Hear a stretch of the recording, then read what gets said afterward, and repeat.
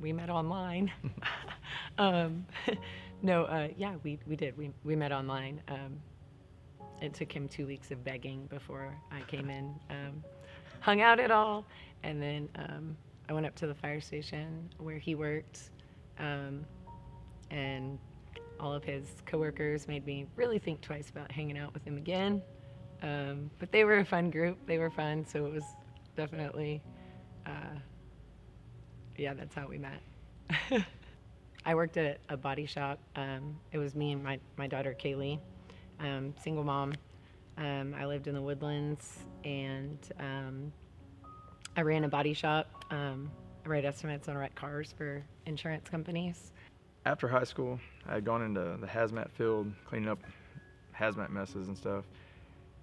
Joined the Marine Corps at the age of 20, did an initial enlistment, was in there obviously during 9/11, went overseas, came home, joined the fire department, and about a year into my career in the fire service, I went back in the Marine Corps for another year just to help the guys out over in Iraq.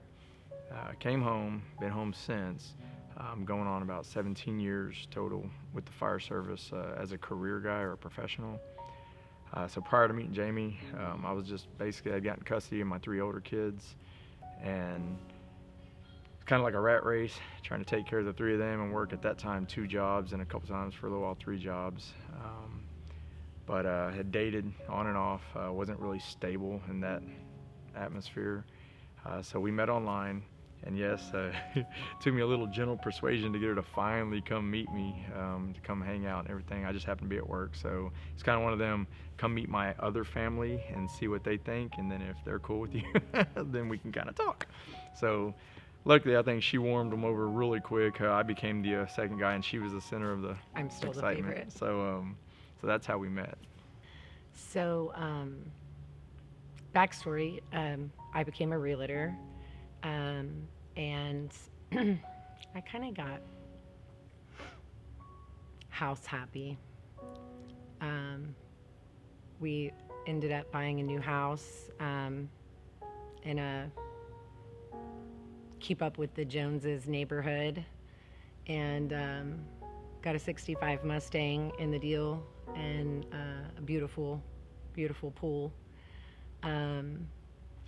And we lived there for 4 months and got the tax bill. And I decided that we didn't need to live like that. I was working 2 jobs. I had gone back to the body shop and was doing real estate. He was working 2 jobs, and we had 6 kids, 2 under 4, and it just felt like a lot. After going back to work that much, I missed the kids that I was tired of staying home and raising, because I wanted to go back to work. So we got a babysitter. My mom was there. She lived with us, but my mom was complacent at times, not always the best babysitter, I guess. So we had hired a nanny or babysitter. She didn't live with us, but she was there, every day, to watch the kids. And she had been there a month, and I had decided with our tax return, I was going to quit my job, and we were going to sell our house, and we were going to move to the country.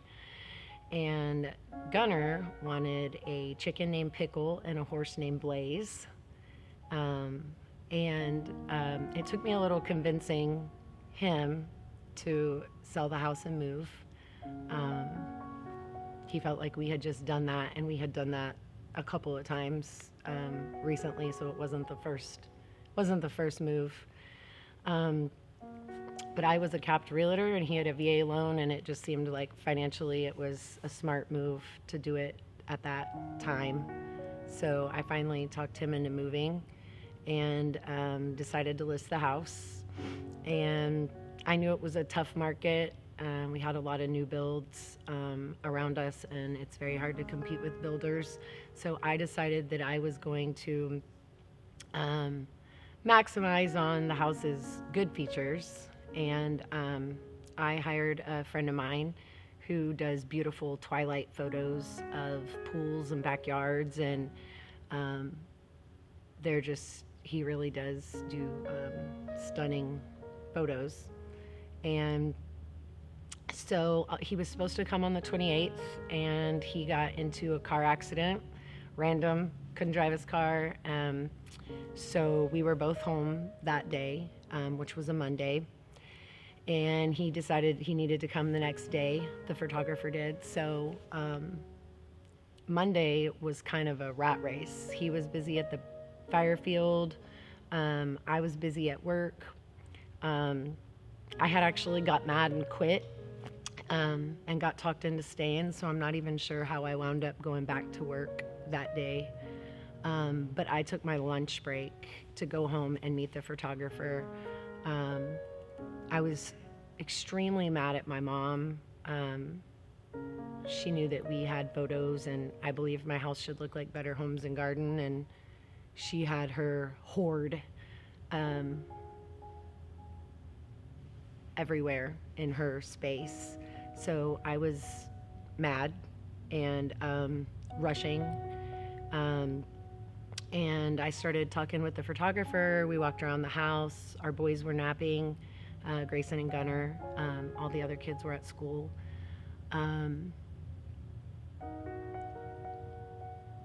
The photographer and I ended up going outside, and he wanted to take the pool fence down. And I said, well, it's a selling feature. Like, pool fences are expensive, and it's a selling feature. And, he said, well, it's busy. It makes the backyard busy. So I said, well, I don't even know how to take it down. We'll have to wait till Jason comes home so we can take a few shots with it up, and he should be here shortly. So Jason got home, and he was rushed and sweaty and had a busy day already. And Jason took the pool fence down and went and locked the pool keys in the safe. And we took some pictures of the backyard of the pool. We all kind of talked. I hadn't seen the photographer in years. And I decided I needed to go back to work because I had a client who was, nobody else should have to deal with some people. So I needed to go back to work, and the plan was that I was going to take off work early, and we were going to have barbecue that night. So I told them to decide what they wanted to eat, and I would stop and pick it up on my way home. And I told everybody bye, told them I'd see them around 5 o'clock for twilight photos. I walked out to my car and called my best friend so that I could gossip with her about what my work had done and how mad I was at them. And I remember thinking that my backyard looked naked. It just seemed wrong. It didn't look right. But I was irritated and mad and ready to get out of there. So I didn't say anything about it, and I left. I started on my drive to work and was gossiping, and I got to Beltway 8 and I-10, and it was almost, I was about to go over the ship channel, and I thought to myself, I remember looking at my clock, and I thought, why am I going back to work for an hour and a half? I'm driving all the way to Deer Park for an hour and a half after I quit this morning. Like, this is so stupid. And I almost exited and turned around, and instead I said no. I told them I would be back. I told them I would be back to handle this, and I will.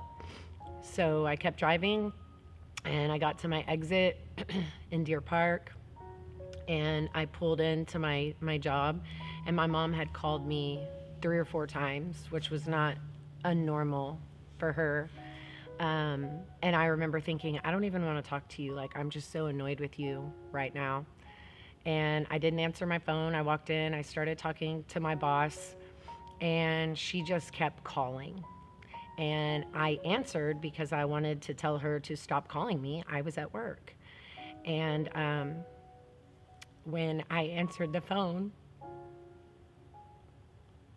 my mom said, Jamie, Gunner has fallen into the pool. And I said,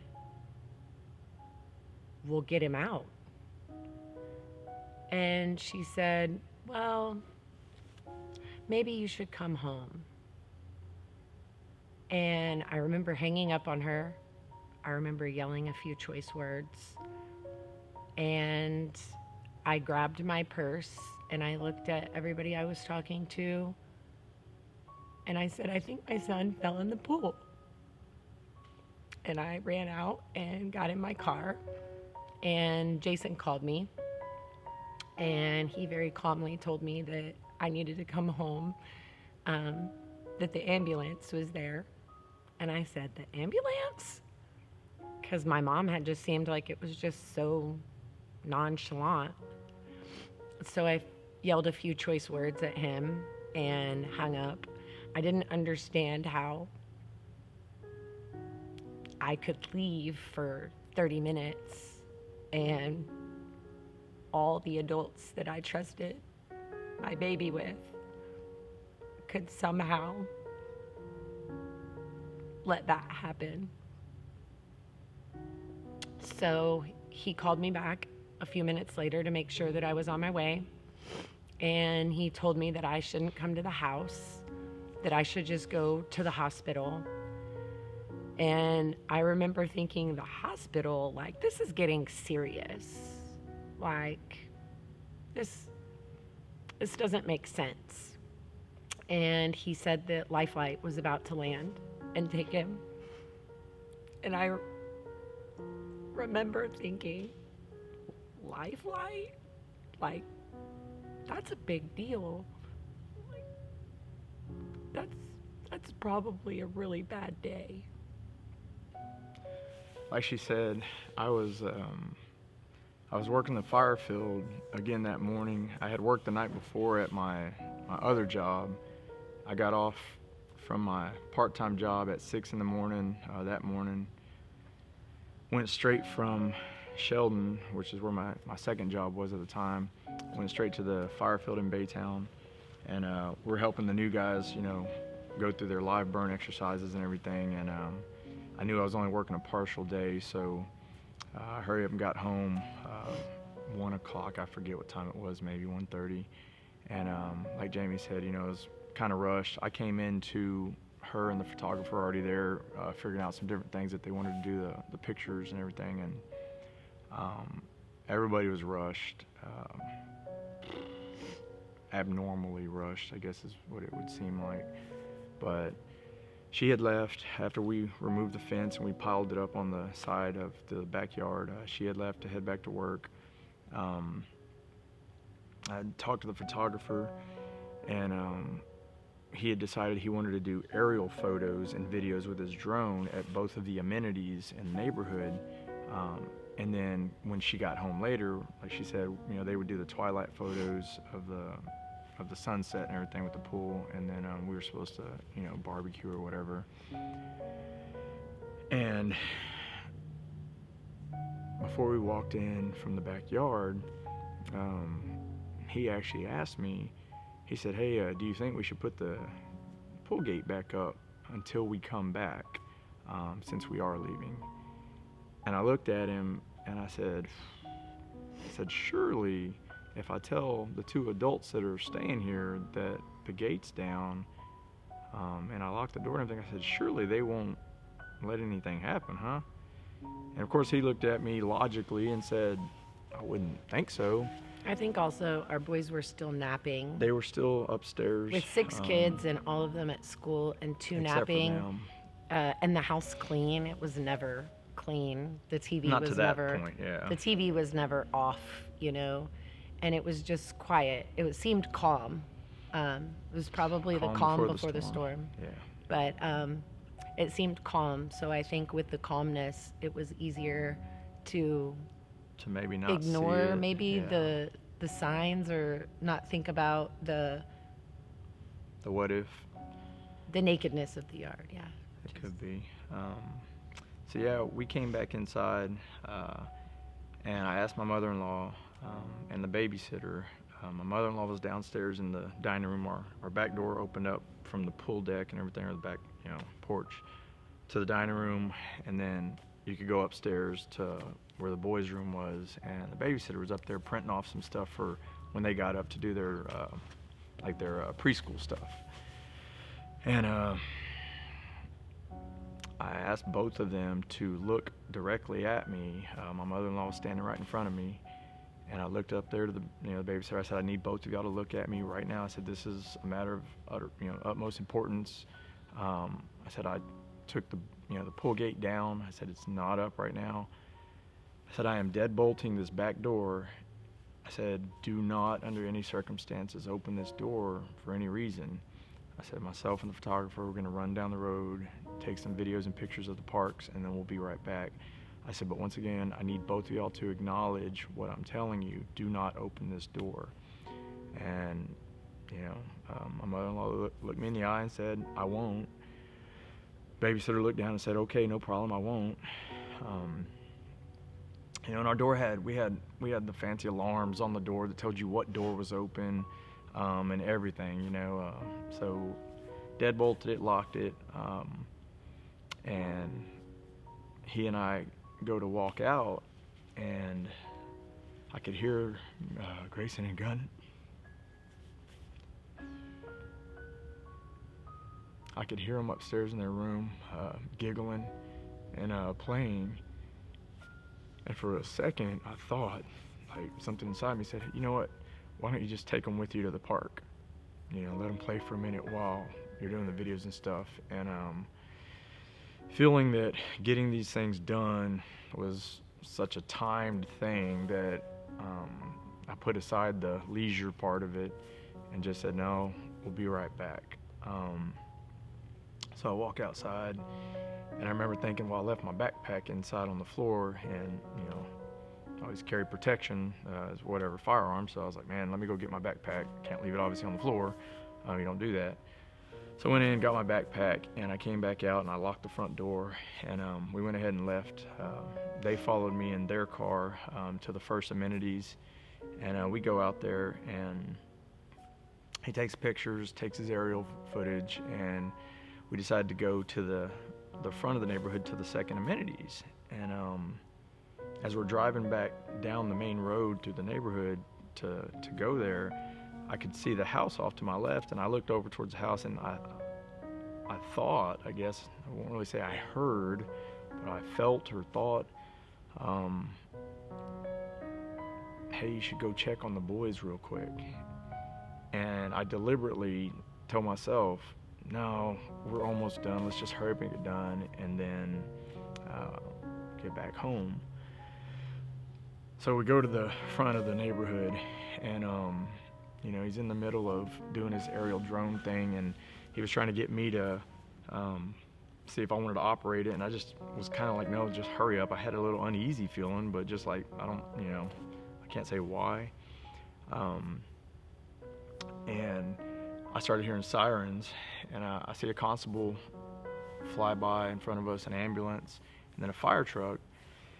And, I didn't think anything. I just thought, being a fireman, I go to emergencies all the time, and I just thought someone's having an issue, And shortly after I quit hearing the ambulances and everything, my phone rings, and it's the babysitter, and she's hysterical. I couldn't make out what she was saying, but it kind of sounded to me like she said that Teresa had fallen in the pool. That's my mom. And so I just looked at the photographer, said, something happened in the house, I gotta go. And it took me all of maybe 27 seconds to get from there to the house. And when I pull up and I saw that all the emergency responders were in front of my house and people were scrambling back and forth, well, I still didn't realize, I guess, what exactly was going on as I start running up into the yard. And I'm still in uniform, because like I said, I just come from the fire field and everything. So I come running up and the babysitter is crying hysterically and she's throwing up in the front yard. And I run past her and I ask her, I said, "Hey, where are the boys?" And in like broken, verbiage, she said, "It's Gunn. They're doing compressions on him. They're doing chest compressions on him on the back porch." And I think that's when, that moment of, "Are you kidding me?" And I too yelled something out of anger running through the door. And as I run through and I see Grayson sitting, soaking wet, sitting on the couch. And of course, some officers and some other people, standing around, and I run to the back door and I look down, and of course they're working on Gunner. So it's odd that sometimes I don't think that we realize God's with us when we don't know what to think, what to say, how to breathe. And this is something I would learn on this walk later, but the only thing that's holding us up in that moment is His hands. That's it. Because we're not strong enough. And I looked down and I remember saying, like, to Gunner, I said, "Oh, Bubba." I was like, like, fight for Daddy, and telling him that I loved him.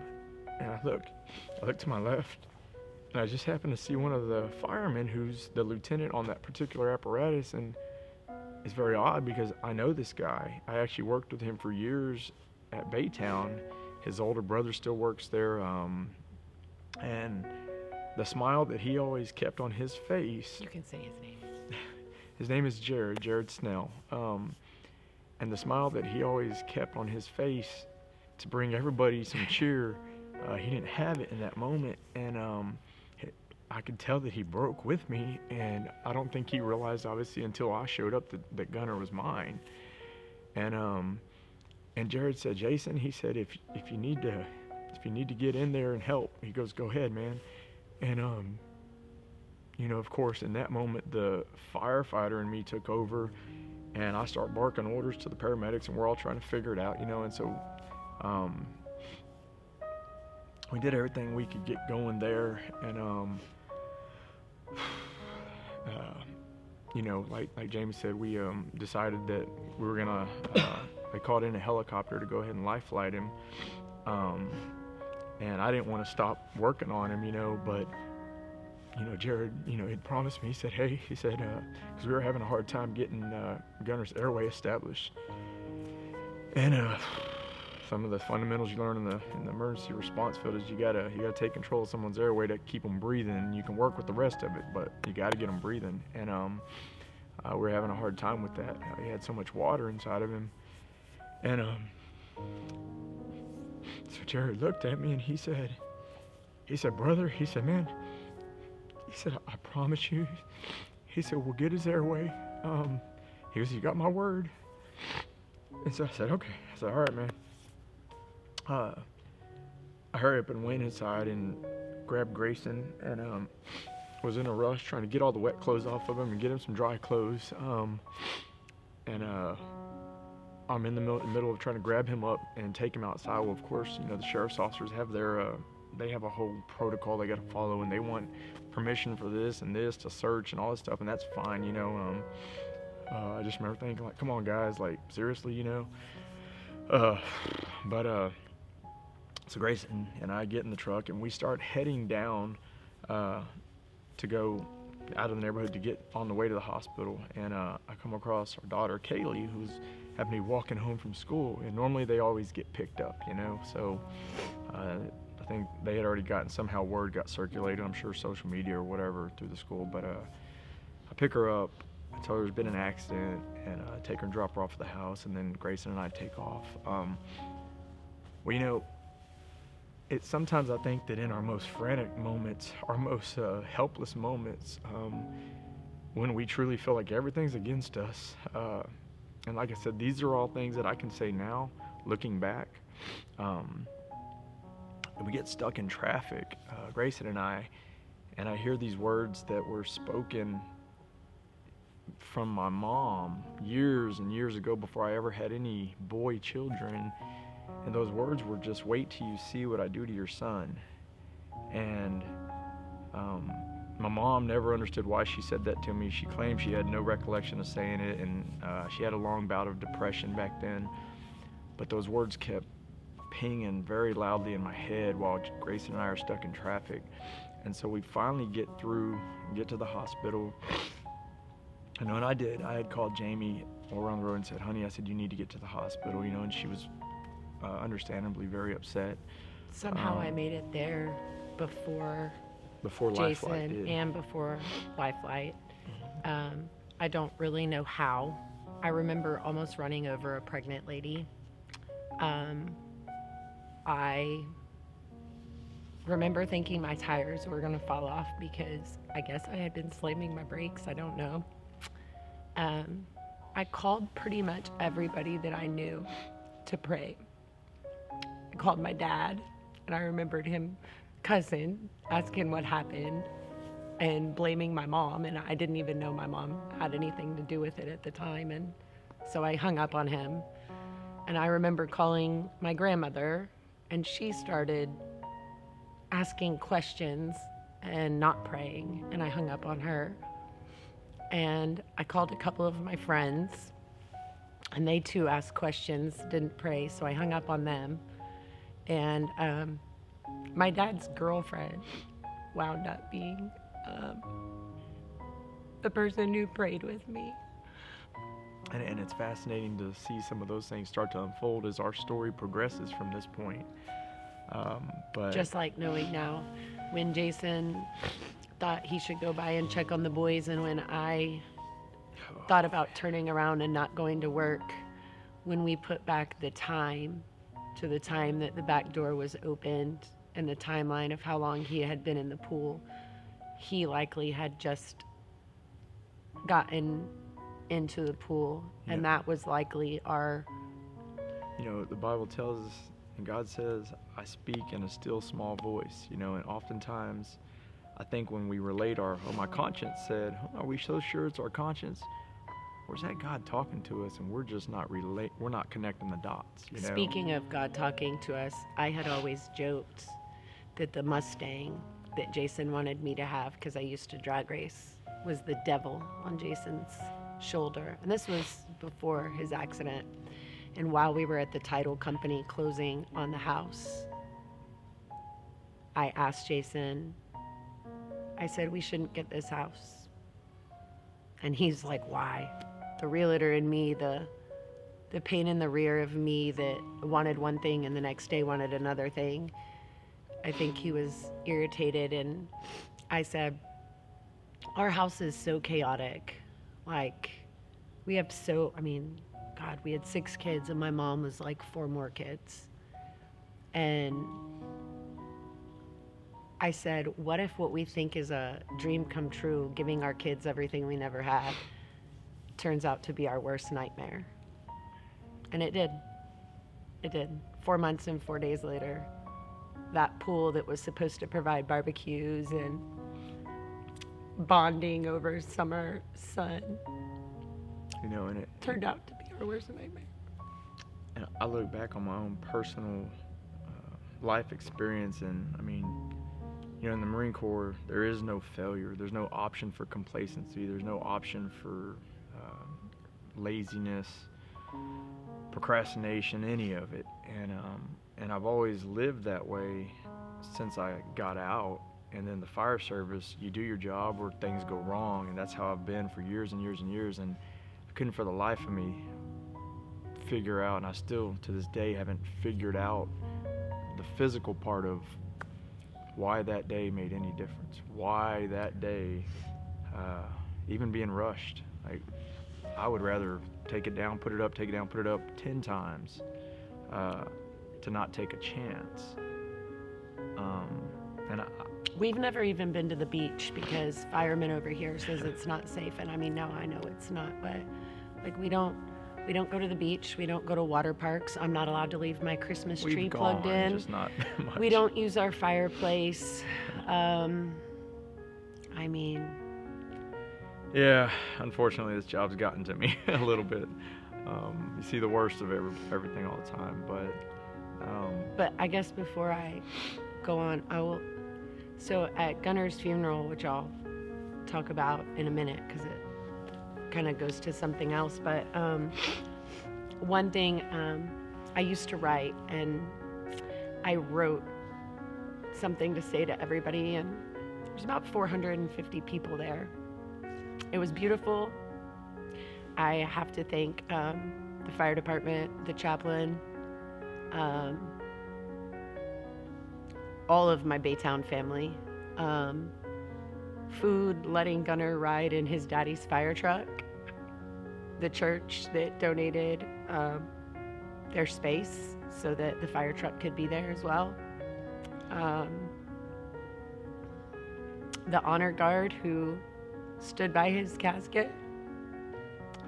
And the amazing man who played Amazing Grace on the bagpipes, who played while 450 people hugged me and walked out.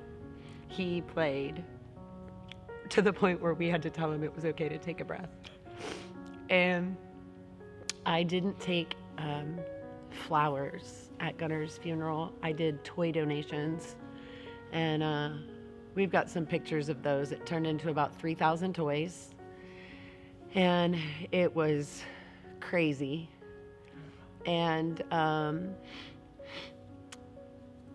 one of the things that I told everybody that day, and I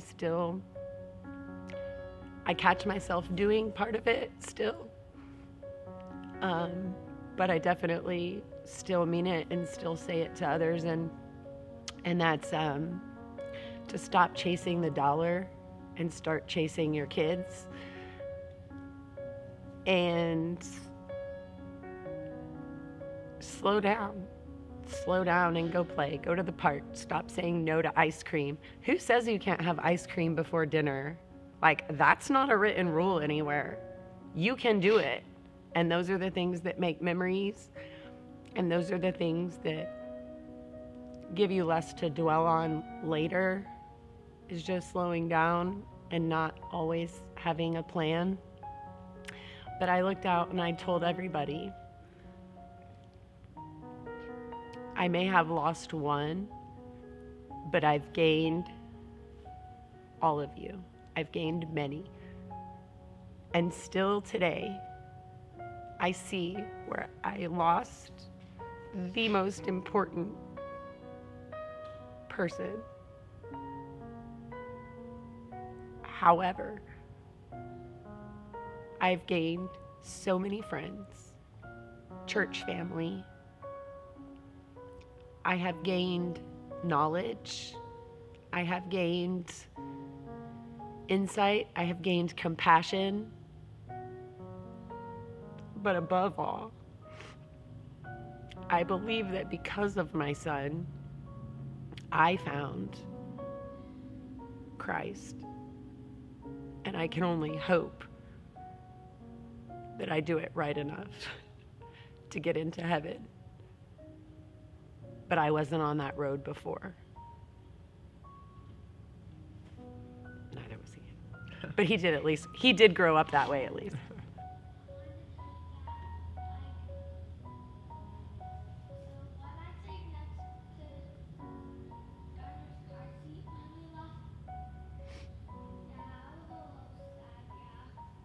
I know, bud. I know, love. Guns with you all the time. I love you, bud. You know, the first few weeks after even after the incident, and then even after his service, I did the only thing I ever resorted to, and that was drink all night, and then wake up in the morning and just try to,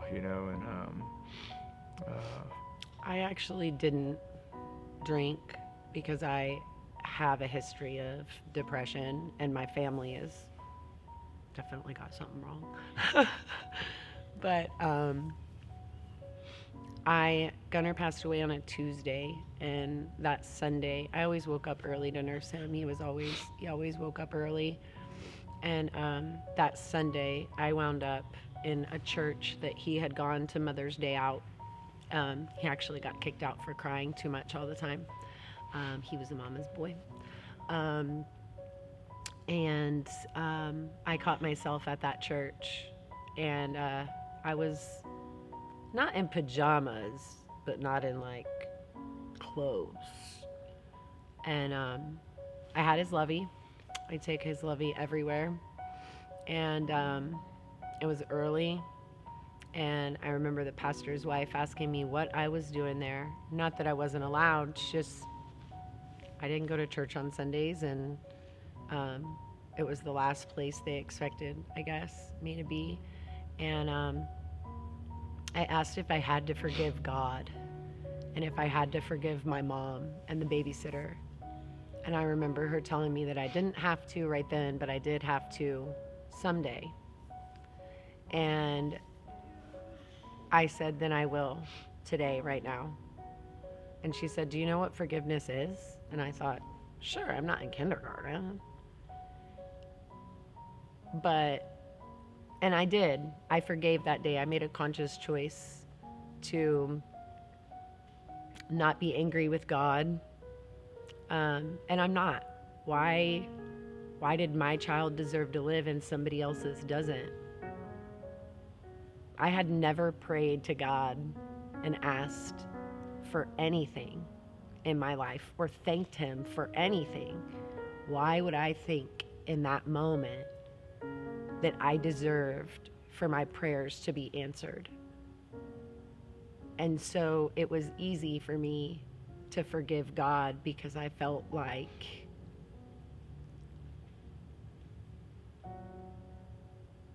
I had never done anything for him.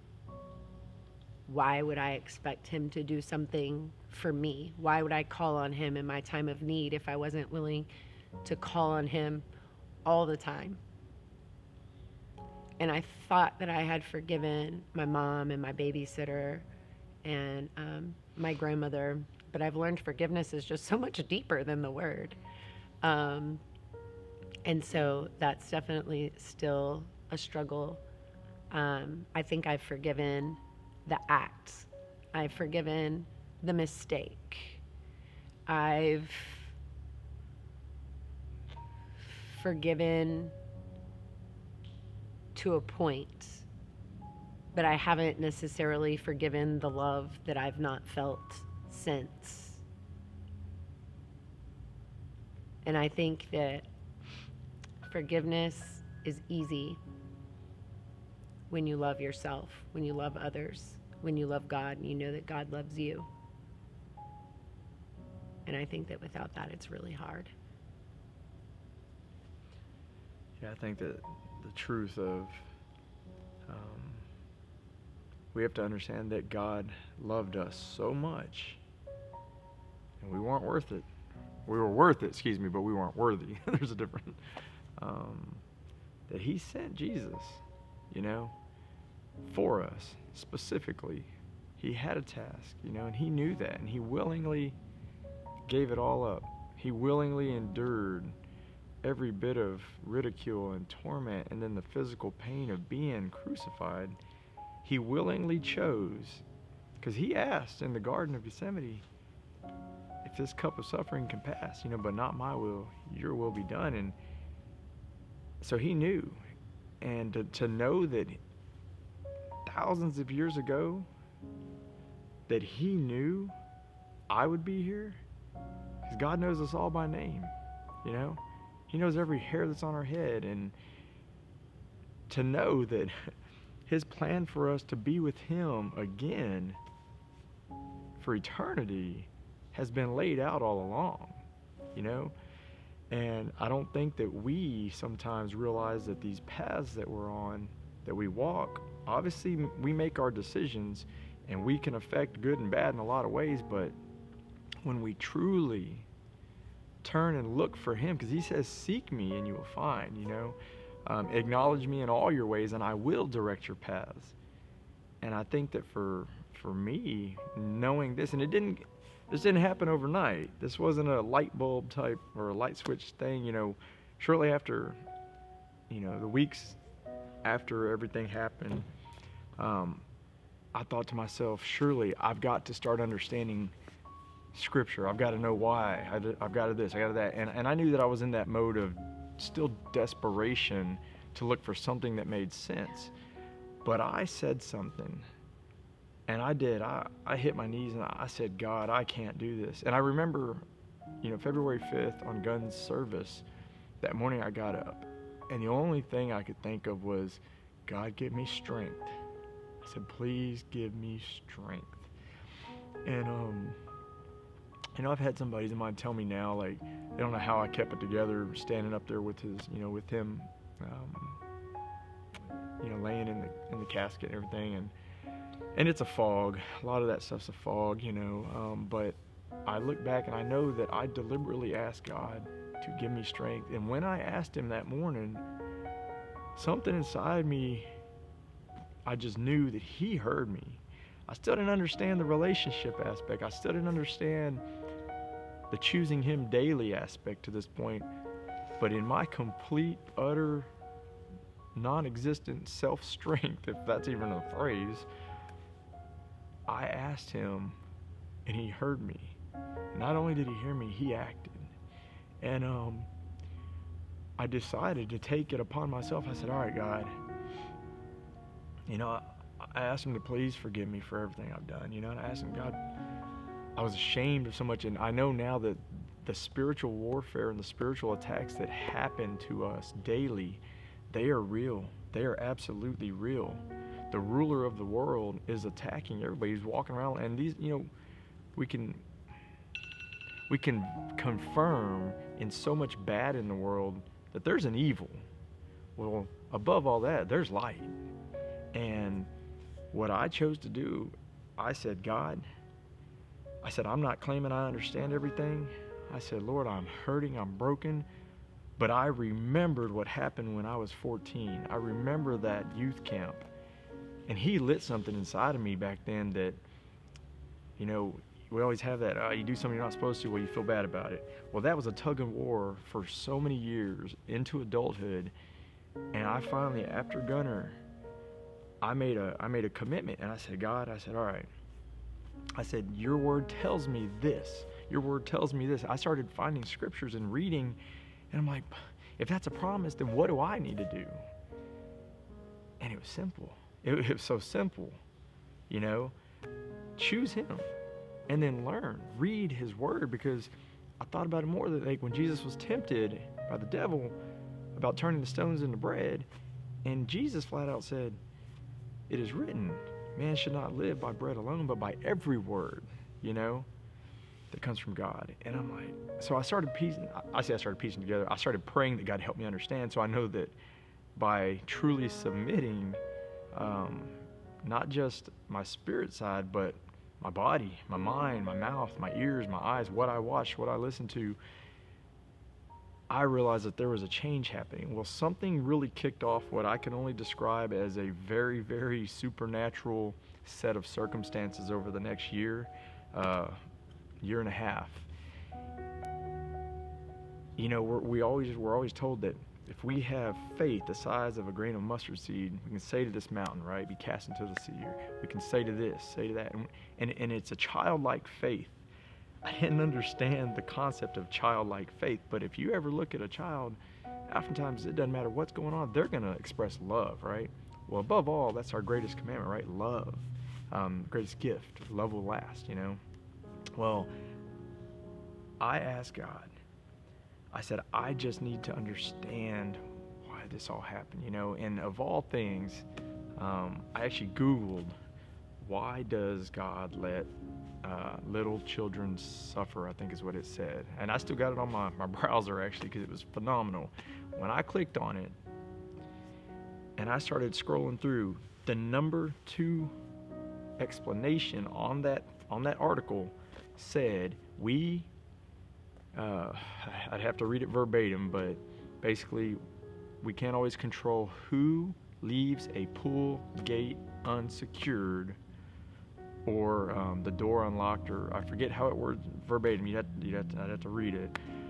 But in that moment, I realized, oh my goodness, not only am I looking for a legitimate answer as to why my situation has spiraled this way, but God, I need to know that you can talk to me. Like I can find, like you're gonna communicate if I reach out.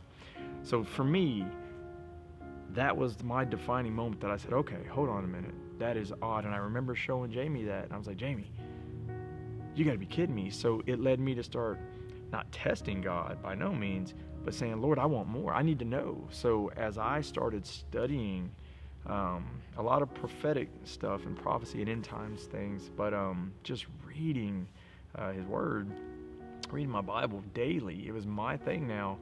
I started feeling something different inside. And that same fire that I felt ignited when I was 14, I started to feel again. And I realized something. I said, man, am I doing this only because now I'm hoping that where my son is, that I can really be there? Is it only because of him? Or am I doing this because I am truly understanding and falling in love with the love of Christ? And when I realized that that's what it was, that it was Christ alone, and that he is the only reason that anything else is possible, and that all of that nonsense that I lived in my life, it's wiped clean.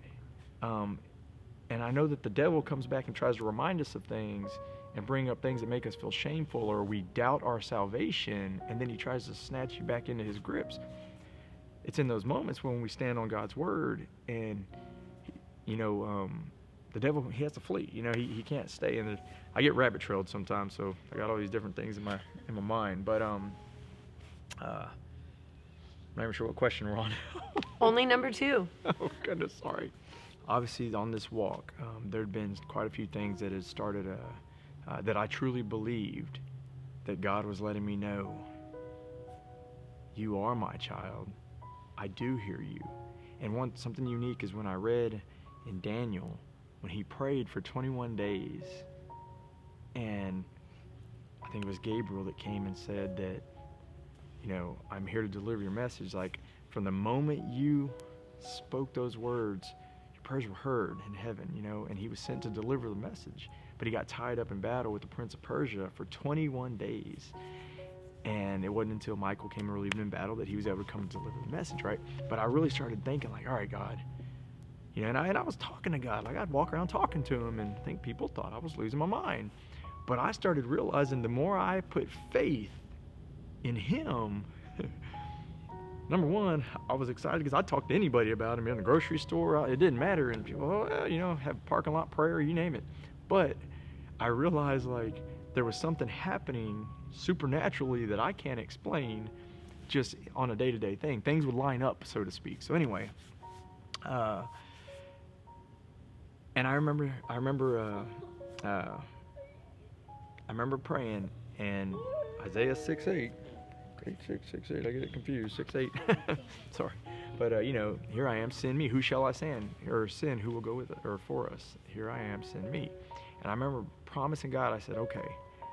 I said, I know that you're real. I said, I will do anything that you ask of me. And I pray daily, and I have, like, keep my feet on your path. I don't want to stumble. I don't want to cause anybody else to stumble. So it's been my own personal walk with him. So this phone call, I decided, I called my aunt in Arkansas, and I said, Aunt Karen, and she's who I called when everything happened, like the one I knew I'd count on. I said, do you have that pastor's number that spoke the word over me when I was a child?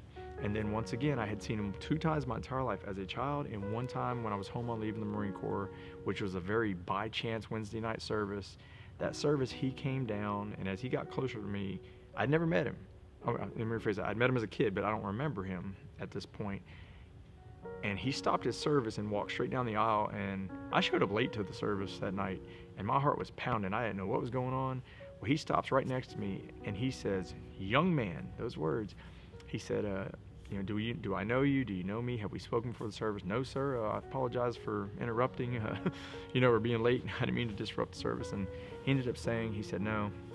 He said, "The Lord spoke a word over you when you were a child, and he wants to let you know that you are not ready yet, but he hasn't forgotten his word." And he walked. And I'm like, oh, and everybody's staring at me, and I'm like, please stop staring at me type thing. And my aunt's crying, and my mom was crying, because they remembered that. I didn't know. So fast forward all these years, he is who I asked my aunt after Gunner's incident if she has his number by any chance. And of course she's like, I don't even know if he's still alive or whatever. So sure enough, she had his wife's number. And they're Mr. and Mrs. Morrison, Margaret and Brian Morrison. And so she has Margaret's number. I get a hold of them. I go and meet with them. And then Jamie and I both go and meet with them. And we pray and everything. And he ends up asking us where we live. Comes out to be, at this point, in Cleveland, because we moved from the house it happened in to a little hotel temporarily, a motel, extended stay. 2 weeks temporarily. That's why I said temporarily. And then it was in a transitional thing. But anyway, we get to this other house. And sure enough, we get locked in a lawsuit there because of some problems with the land. Had nothing to do with us. And we wanted out. We're like, we've got to go. No, you're stuck here. You're going to be stuck here till we can resolve this. You got to be kidding me. Well, in this whole mix of now we can't go anywhere, well, let's find somewhere to go. I talked to Brian Morrison. He tells us that some friends of his pastor Liberty Church.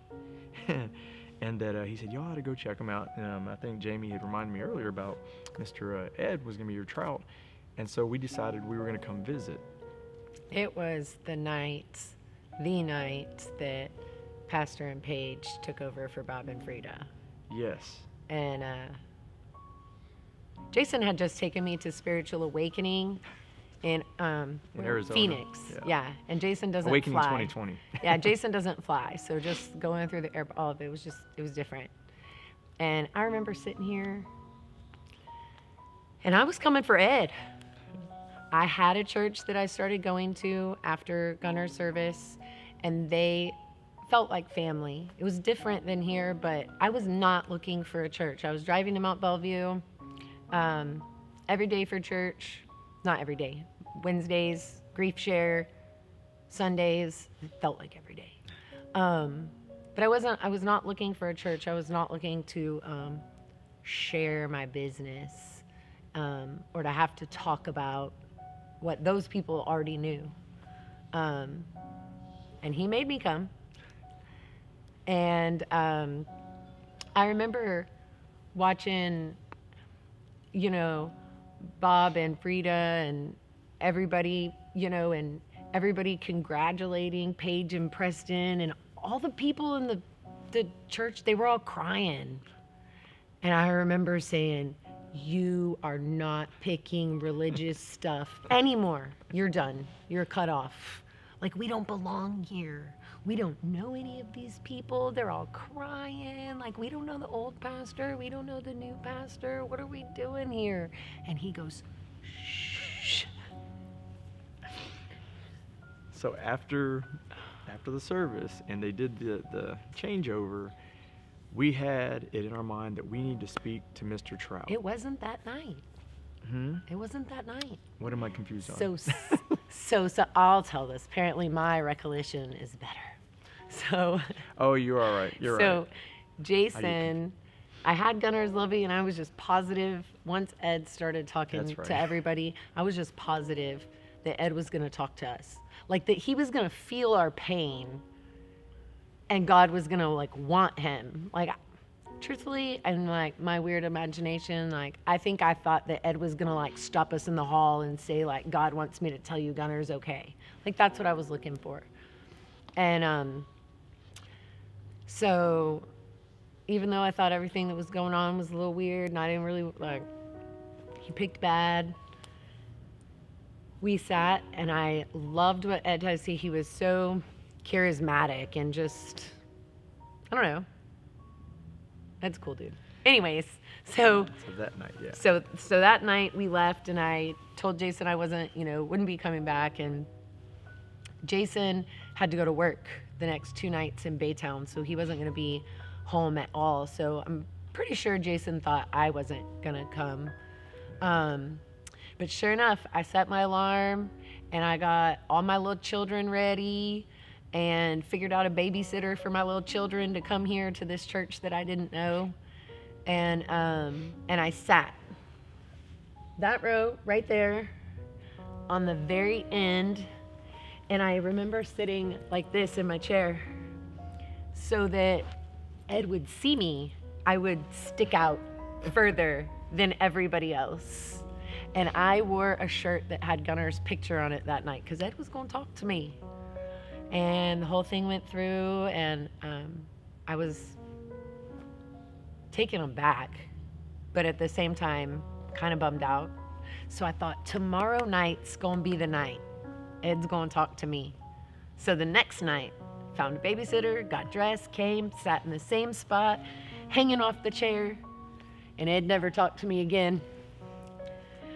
And so the next night, on Wednesday, Jason was home, and we came, I told him, I said, Ed hasn't talked to me. I said, I have to talk to him. He has to talk to me before he leaves. That's what I came here for. Like, I'm not looking for a new church. That's what I came here for. And Jason said, okay, like, let's go, So we sat in the same spot. We sat there every time because I thought that Ed was going to recognize me by my spot, apparently. And sure enough, Ed did not talk to us that night. And at the end, I was crying, and I said, you have to go talk to him. You have to tell him that he has to talk to me. He just has to. God's bound to have told him something to tell me. We even thought the couple right in front of us got called, and he even said something about, their house. Their, whatever was going on with their house was gonna be okay. It was gonna work itself out. And we kind of thought, oh, maybe he got it wrong. Maybe he picked the wrong people. And so sure enough, Jason walked over to Ed at the end of the service, and I hid in the foyer like this. And Jason said, I need you to talk to my wife. I'm scared that if, you don't, she might.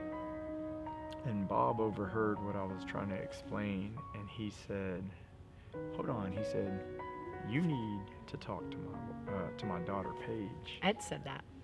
I thought it was Ed and Bob. Well, they were both there, together. But yeah. Yeah. Ed said it wasn't my time, and Bob said we needed to talk to Paige. And I'm like, well, who's Paige? Yeah, so they called Paige, and then Frida ended up coming over, and in a brief, explain what happened to Gunner real quick, and that that just recently happened, and right then I could tell, obviously there was something unique about the way Paige looked at us, and I want to say that's when she briefly shared, right, about Jessica. So we were like, oh my goodness, So as we started coming here more often, and at first I still wasn't sure that I wanted a new church home. I just knew that I wanted to know how Paige put makeup on, and how Paige seemed normal. I wanted to be normal again. And so then we started coming. And now I like Paige because she starts out with a joke, and that's just what I do too. So I think that as we continued to actually come, and don't get me wrong, there's always times where everybody gets drugged down by just the weight of the world, it seems like. So this particular phone call, I forget what series it was that Paige was doing, and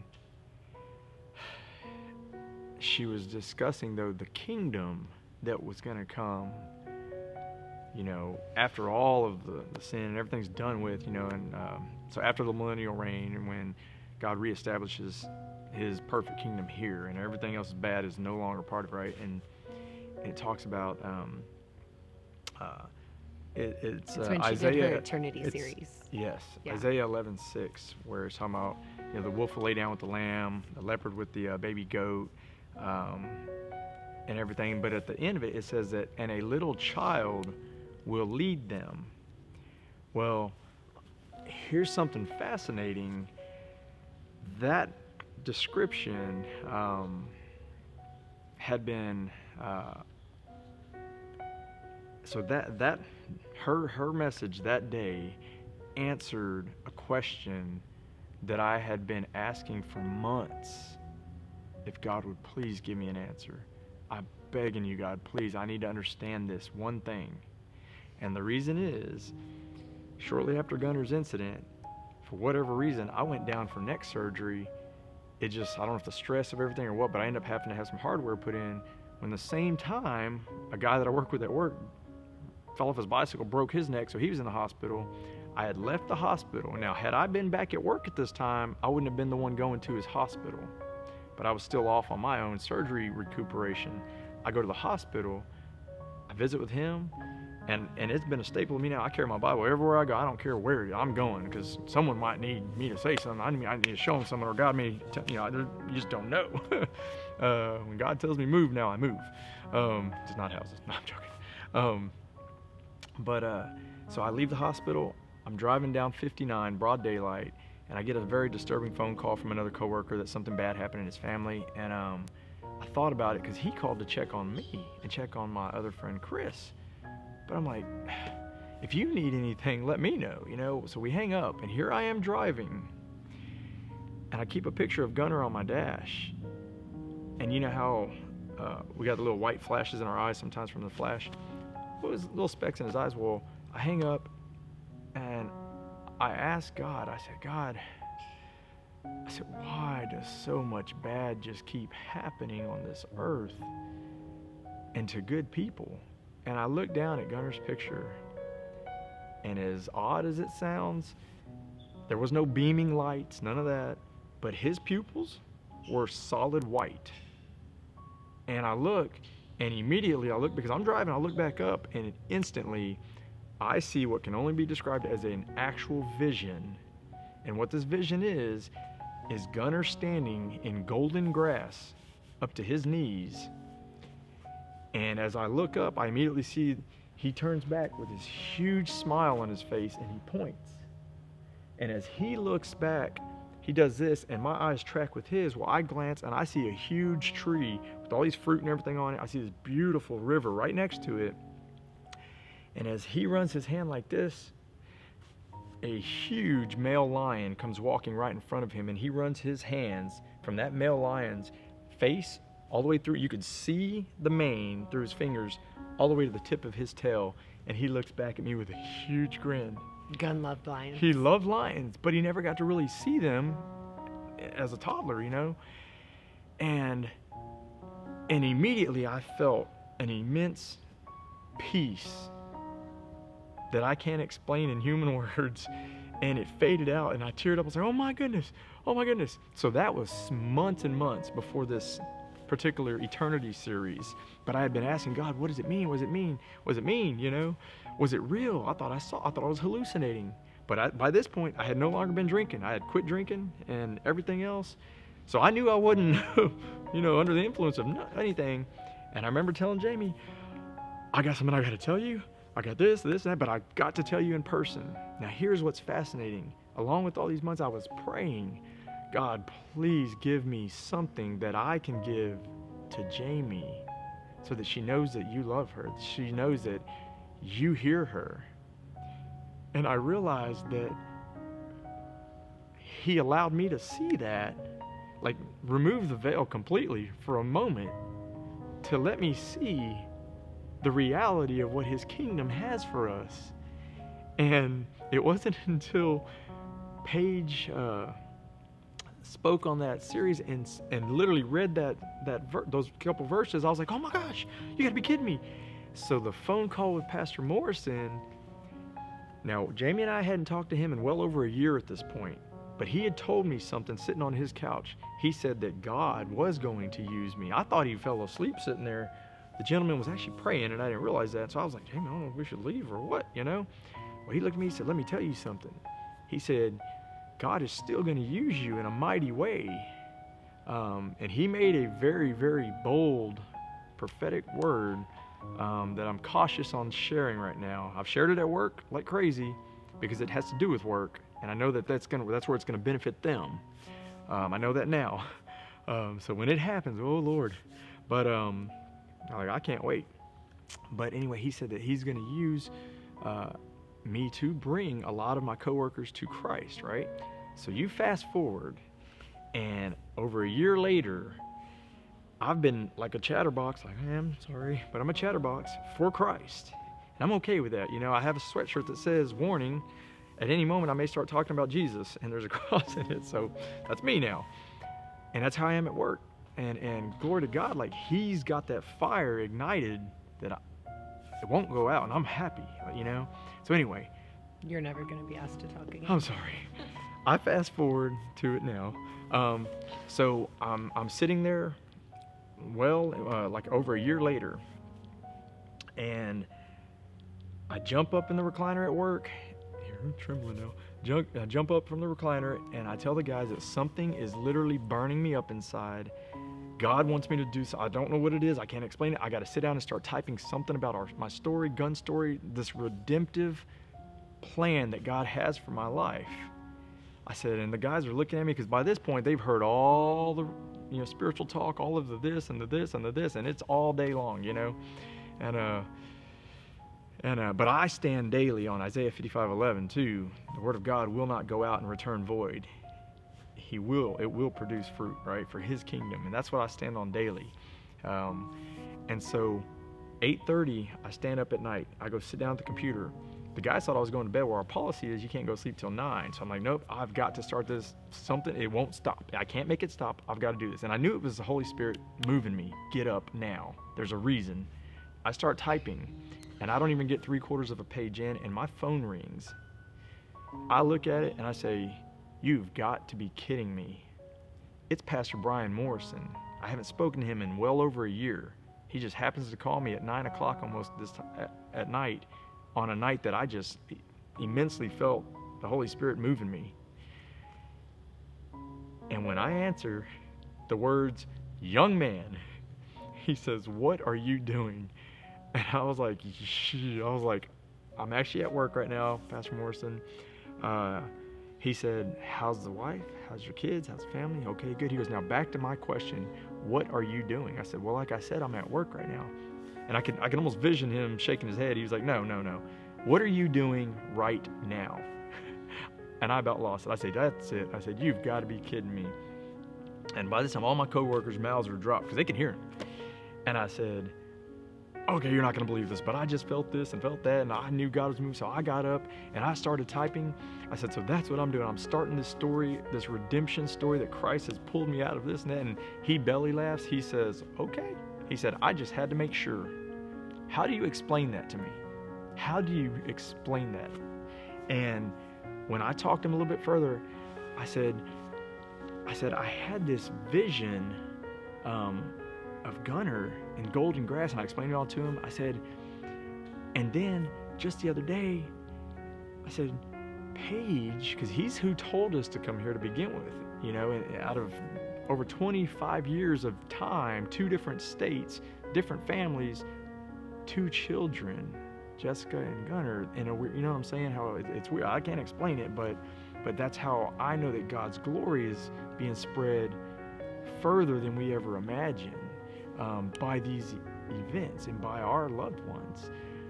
But when I told him about Paige's, her eternity series and what she had said, I said, is it possible? And I'm trying to ask him questions. Well, he just shuts me up and says, like very assertive, and he said, the Lord is telling me that is confirmation that what you saw that day driving is what is real. I can't remember all the exact wording he used because he talked a little bit more, but he said that her message was confirmation of that. And so right then and there, I realized beyond any other possible questionable uncertainty, God's answers are, he's always talking to us, always. When we are obedient and when we choose him daily, he works in us. And he uses each and every person that we have contact with in some way for the glory of his kingdom, if we will just yield ourselves to him and let him work, So that's how that phone call, that's the whole backstory, I guess, to the phone call. That's not just how he wound up at Liberty Church. That's also like what he's done while he's been here. Yeah. It's been a walk. Squirrel. When we had just started coming here, I was still in real estate, but I was also transitioning to like my new career, I guess. And one of my real estate clients had been begging me to go to their church, but I was pretty happy here. And then I also had the other church I already felt like I was going between, but they weren't going to let me list their house if I didn't go to their church. And so I agreed, and I overslept and I missed it and I didn't go. So I ended up coming here that morning, and it was closer. The other church was all the way across town. And, I was, the next weekend, I agreed to go. And they were super nice to me. But I was only worried about the listing, really. And I had one of Jason's coworkers was telling me, some of the type of people that were there. And so I had got in my head already on my way there. There's just certain stuff that I'm like, oh, like that's not me. I don't know if I can handle being part of that. Like all of the worship here and raising my hand to God never would have been something that I would have done a year ago. Just wasn't me, just wasn't how I worked. And so I go to this church, and it was huge. And long story short, I was in my head talking about the people. They were dancing. It was like I was at a rock concert almost, not really church. And I mean, they were on their knees, and people were, praising God loud. And the pastor, added an A to the back of every, back of every word. And I was so stuck on all of those earthly things, I guess. I actually had to tell myself to get out of my head and stop being that way. Like, they were all nice. They had all been super nice to me. Like, why was I being that way?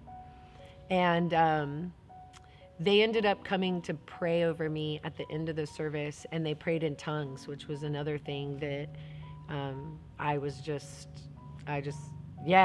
just didn't believe. I don't really like to be touched. So all these people were like touching me and touching my back, and I'm like 3 foot space. And they started speaking in tongues, and I was just, again, in my head, I was like, man, like I gotta go. Like I'm ready to go.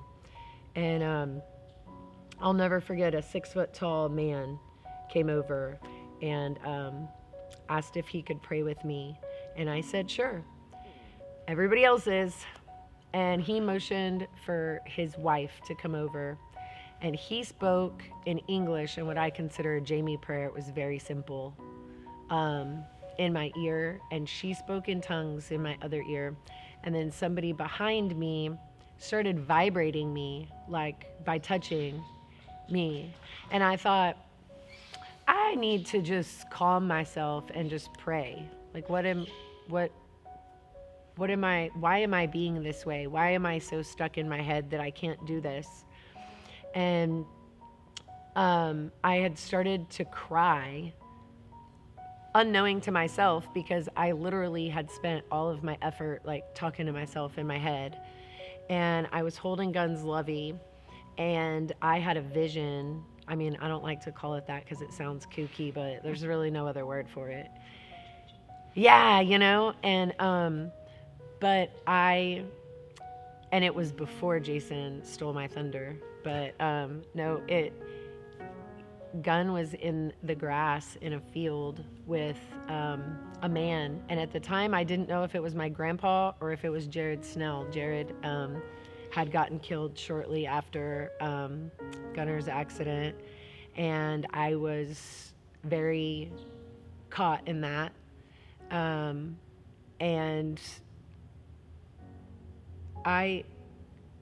Gunner turned and he was holding a man's hand, and he turned and looked at me, and he smiled his big smile.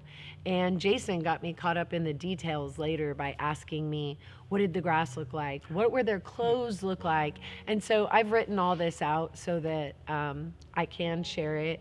And I didn't really believe that it was from God. I mean, I kind of thought it was in my imagination, but when I closed my eyes and tried to reimagine what I thought that I had imagined, it was gone. Gunner was carrying a monster truck, and he was wearing a shirt with a monster truck on it.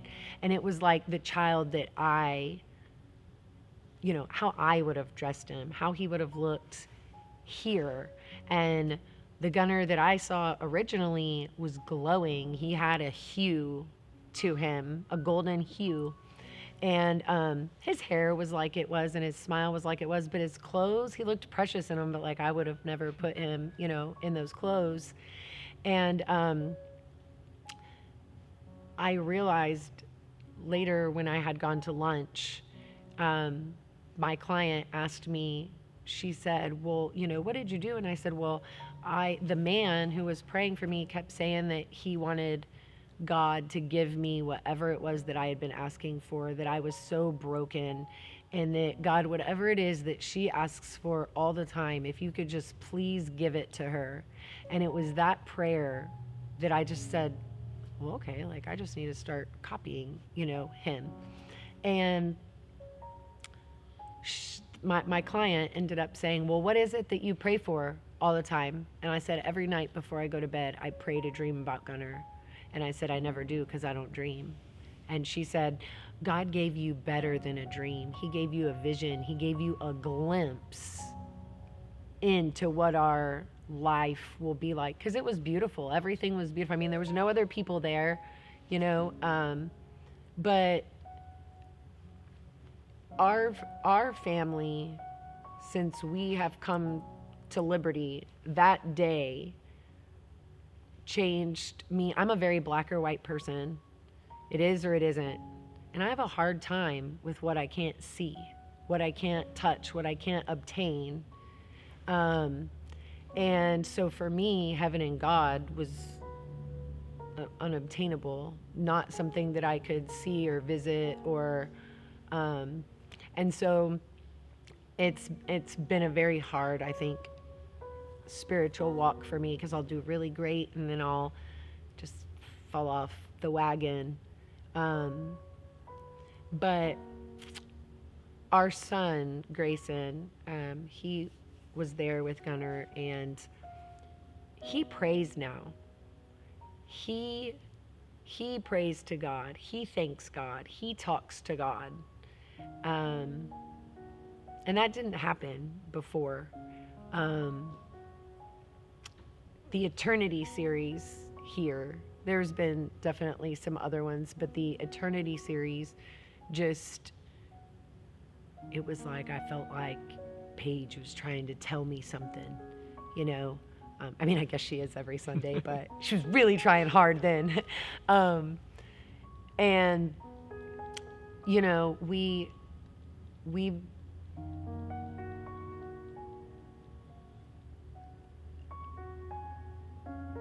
I don't know how to say this really. I've never worked at a church before or wanted to. Now I signed up for plays and I work with the little bitties in the nursery, and this is family here, and this is what we needed right now. Was not right now. I mean, we always need it, right? But it was really important to have family, to have a sense of belonging and a sense of understanding. I very much needed a pastor that was going to help me to understand things, because the Bible was just so confusing. I would have just kept closing it. And Paige, I'll never forget, gave me they're index cards, but they're colorful and they're on a spiral. And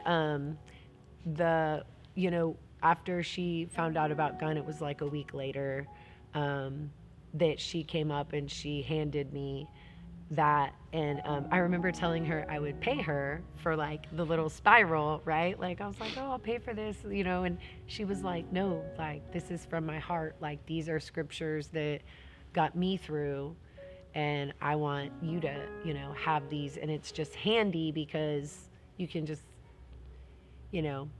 have it in your purse, have it anywhere, and you can just, it's so easy. And so I have learned so much more about the Bible and God and my relationship with God. And I've learned because of Paige that just because I want a relationship with God and want to get to heaven, like I can still joke. Like he makes me think it's not okay to joke. Like he's so serious. And like there's a light here, a light feeling. They love the broken here. Yeah.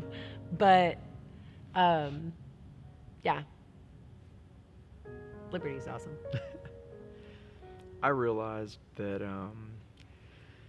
after all the dots were connected, for me, I realized that God will direct our paths, undoubtedly, right, if we truly seek Him. And I believe that knowing how our paths are going to be, He sees the roadblocks and the pitfalls that are coming in our lives that are going to hurt. And what I look at, I don't look at coincidence anymore. I just can't. There's so many more things that we didn't talk about that prove that to me, undoubtedly, spiritually. We belonged here. We were very easily, we were Had led we here. been out of the house, there was dots. We were connected here. Even being forced to stay at that house after we started going here. I just thought about this the other day. Like if we had maybe only gone to a couple services and then could have moved, it would have been easy, because now we're back to driving 45 minutes to come to church. And that's not what I wanted. I didn't want to have to drive for my church. And so, but because we were forced to stay in that house,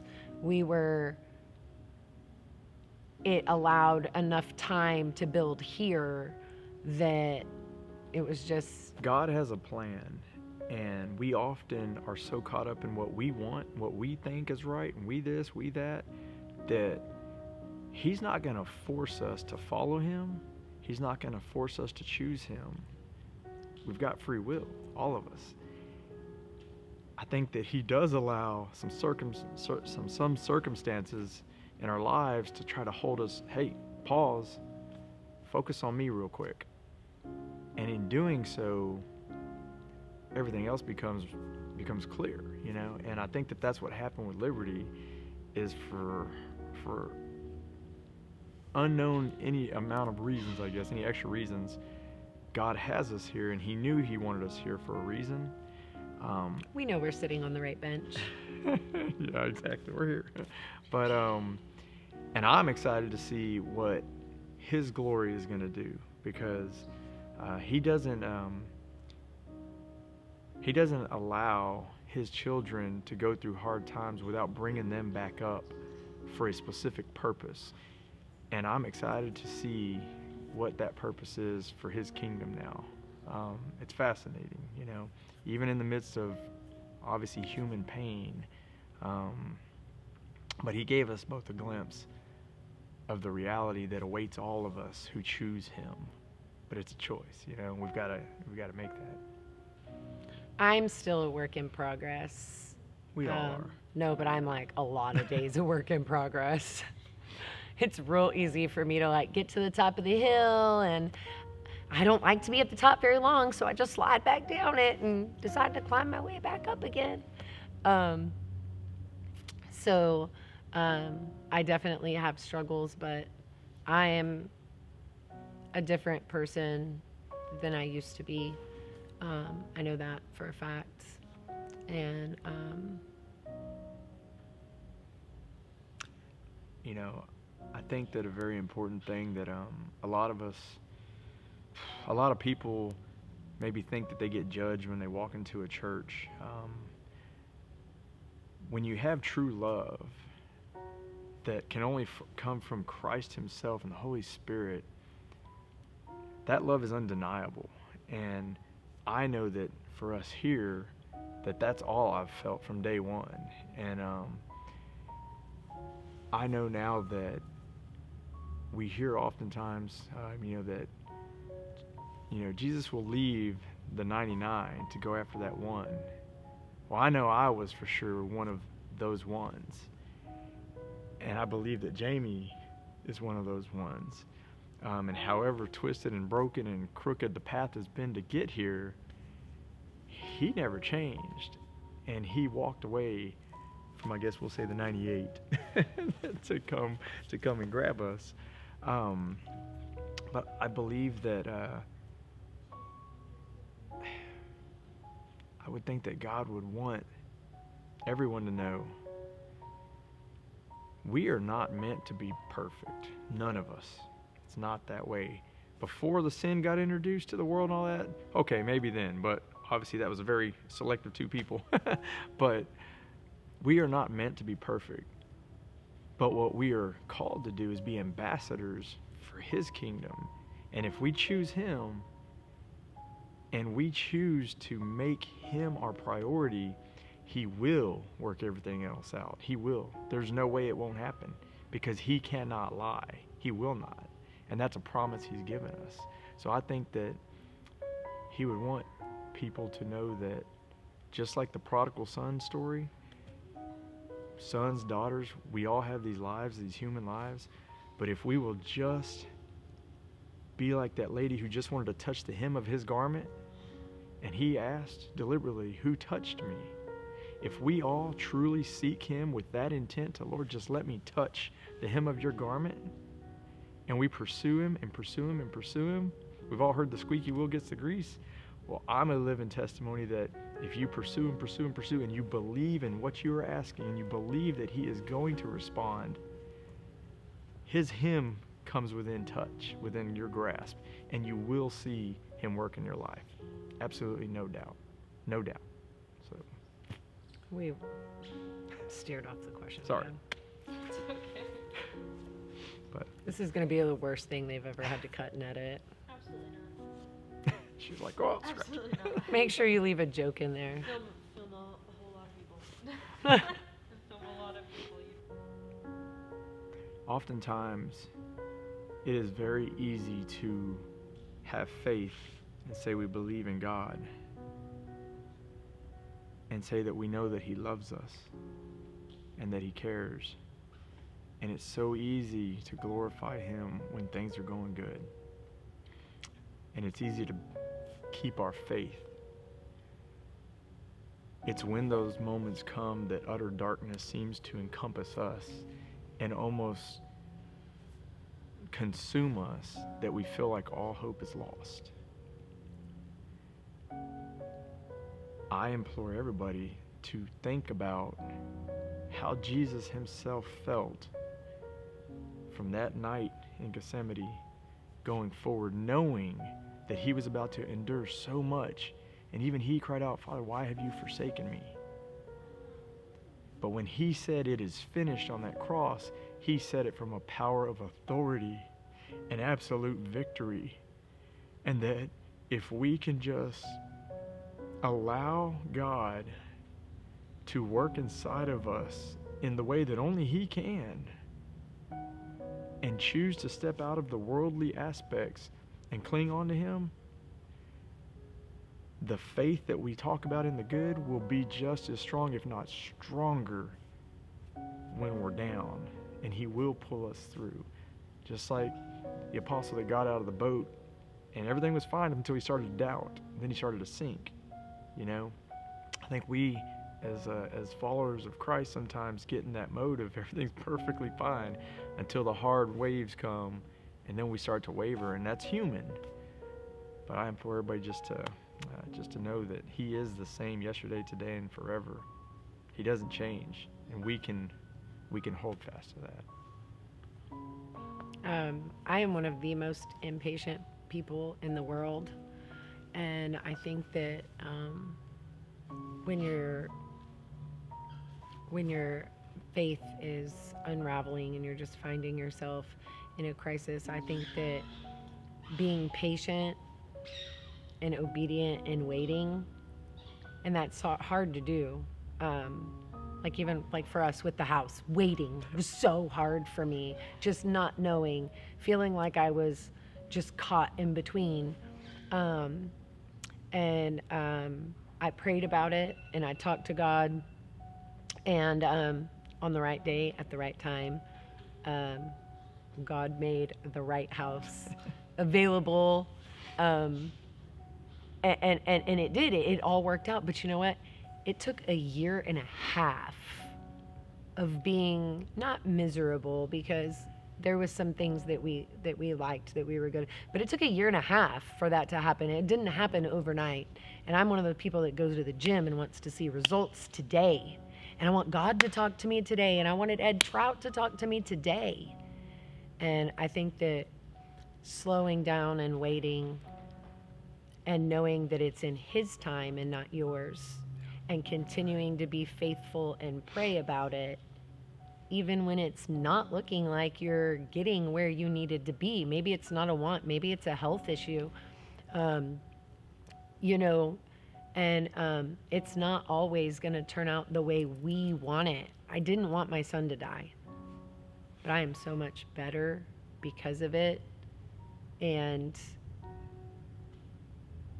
the things that I'm doing with my life now, I know are for God's kingdom, and I know that I will be reunited with Him for eternity. And that would have never happened had his accident not happened. So it's like a rug.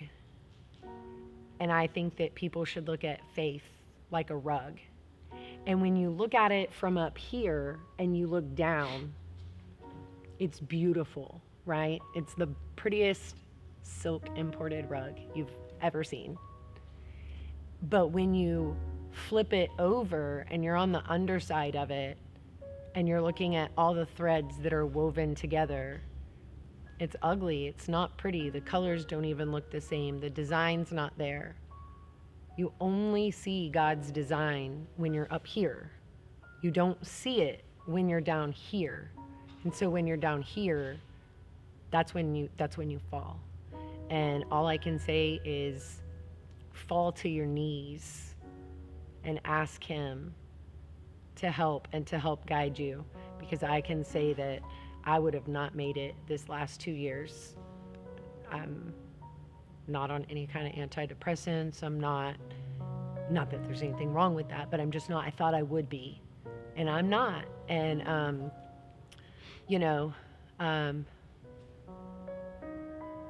yeah, that's all.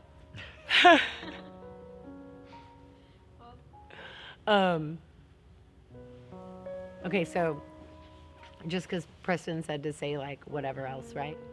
So that's why I'm gonna say like whatever else. Go for it. So, and I'm gonna write a book. I'm starting to write. So everything that led me here, and it's just because like I'm a very complicated person, but it's true. But I can honestly say, and Jason gets mad at me sometimes, because sometimes when I'm not acting right and I'm at home, I'm not in front of anybody or whatever, he hears me question God sometimes, right? Well, if God's so good, why did this happen? If God's so good, why'd that happen? And Jason is a researcher and digs deep.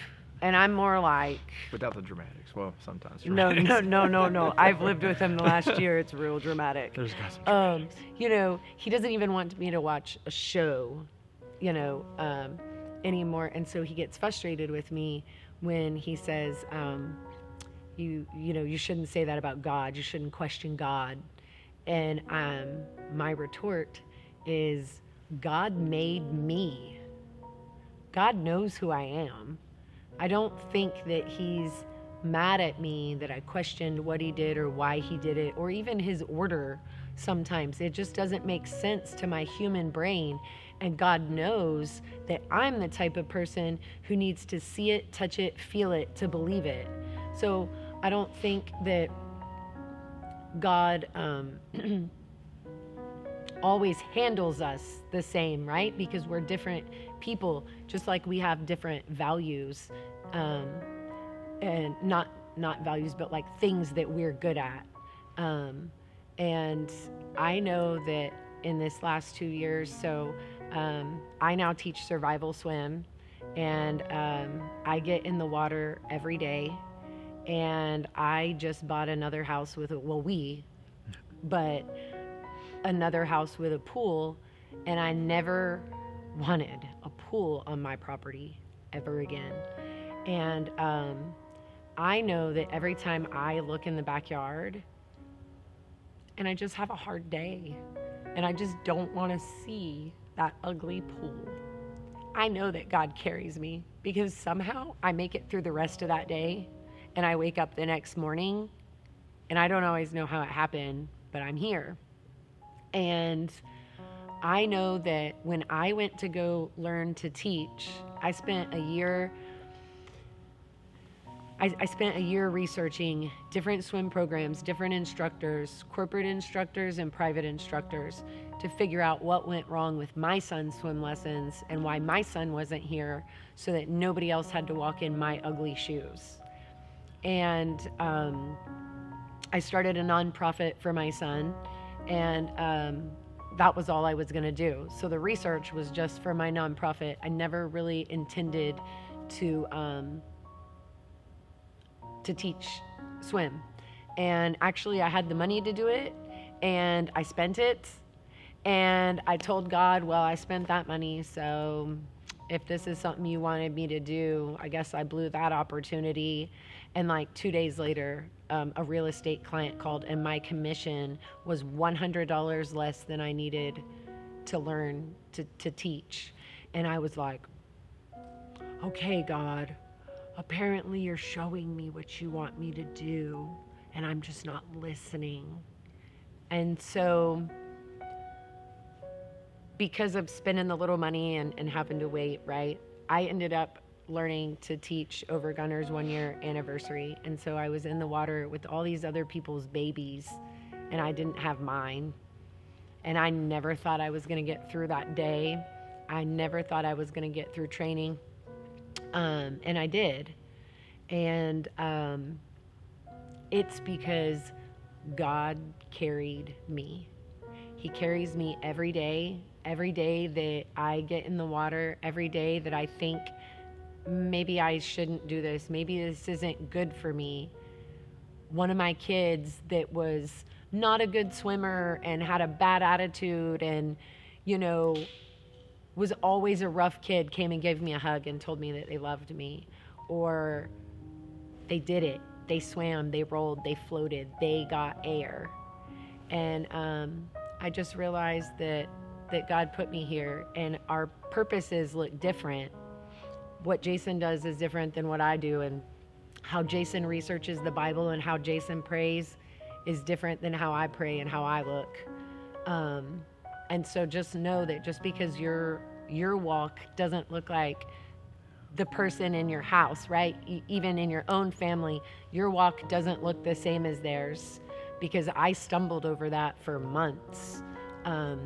This year was that he can quote scripture, and he knows where to look in the Bible, and he knows all of this stuff about, the end of times, and I don't know any of that. And it at a point it hurt my feelings. And I've had to realize that our walk is different, and how God talks to each of us is different. And what God uses me for is different. And so, I don't know. I just encourage anybody not to look at somebody else's walk and get frustrated when it's not the same as yours and doesn't look the same. And don't get frustrated when you trip and, fall. And even me, I have days that I don't want to get in the pool and I have to talk myself into doing it. And I'm like, no, Jamie, you're just going to do it to the afternoon. Just get to the afternoon. And then the afternoon comes and I somehow get through it. And then the next day is not like that. And so it's through those valleys and through those times that God carries you, you know, to the end goal. Go, Jason, go, Jason, go, Jason, right?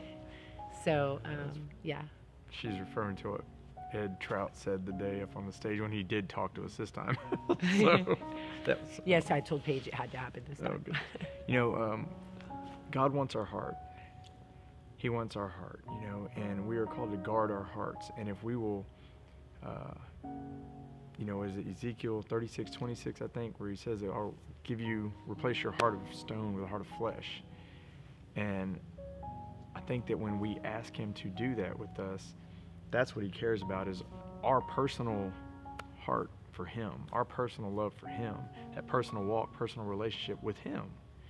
And I hope I've told her before, like, I apologize. I never mean to sound certainly not like I'm not comparing our two walks, because you're absolutely right. He does have an appointed reason for both walks on anybody's life. Mine is to have jokes and his is not. Well, I try. It's the Marine in me that. But anyway, it's a condition of our hearts is what he is after. And if we allow him to examine our hearts and then just listen and be still, he'll work, you know, for all of us.